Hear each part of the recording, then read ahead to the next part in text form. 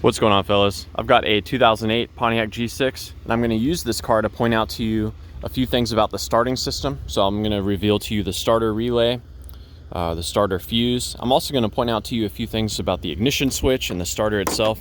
So we're going to start here at the fuse box inside the car. I'm going to pull this off, and that is going to reveal a number of fuses here and relays. I'll first identify the starter fuse. That's going to be this 30 amp J case fuse right here, and you can wiggle it a little bit while you're pulling it up and that fuse should pop right out like so.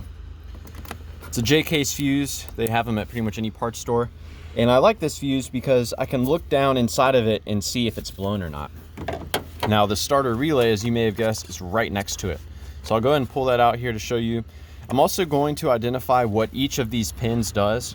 And I'm going to mention too, probably the first or best troubleshooting step you can start with is swapping in a different relay. So you can swap in this relay, for example. That's a fan relay, and if after swapping relays the vehicle starts up every time, then you can be reasonably confident that the relay itself was bad. But as far as these pins go, this pin right here, I like that one the best. If you apply power to this pin, it will send that power to the starter, and that starter should engage if everything is working properly. So that's the pin that you want to test with. You can apply power there directly from the battery, and the engine should crank if the starter is in good condition, the wiring is good, the battery's good, and of course your engine's not locked up.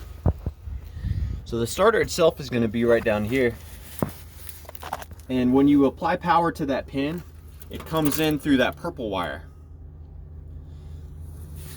Just so you know. One thing you can do is you can put power at that wire, and if it doesn't start, you can see if you are getting power down there when you apply power up here. You know, check to see if the wire is broken anywhere. Now, when this relay is energized, as I've mentioned, it sends power to that pin. Well, it gets that power from that 30 amp fuse from this pin right here. Now, there's also a pin, the upper right. You should measure a constant connection to ground at this pin. So that pin should always be grounded. And the relay is actually energized or triggered by the engine control module. And the power comes in on this lower left pin. So the engine control module sends power to this pin when it wants that relay to be energized. So let's head inside the car and I'll point out to you a few things about how the ignition switch plays a role in all of this.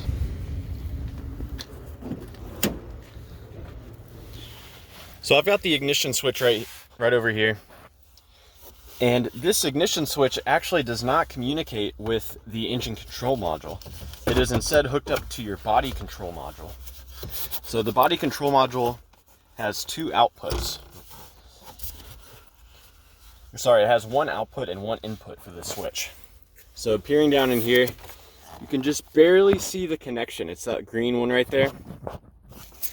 And if you'll note, there's two wires over there on the left-hand side. The one furthest to the left, let's see, that is the white-black wire. The white-black wire receives a 5-volt reference signal from the body control module.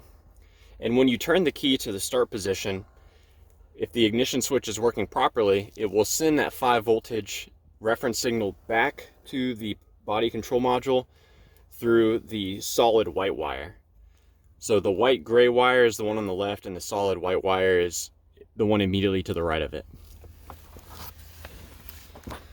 So yeah, that's about all I got for you as far as troubleshooting the starting system.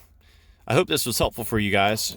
Please let me know if you have any questions, or more importantly, if you've got any advice about troubleshooting the starter on your Pontiac G6. Thanks for watching.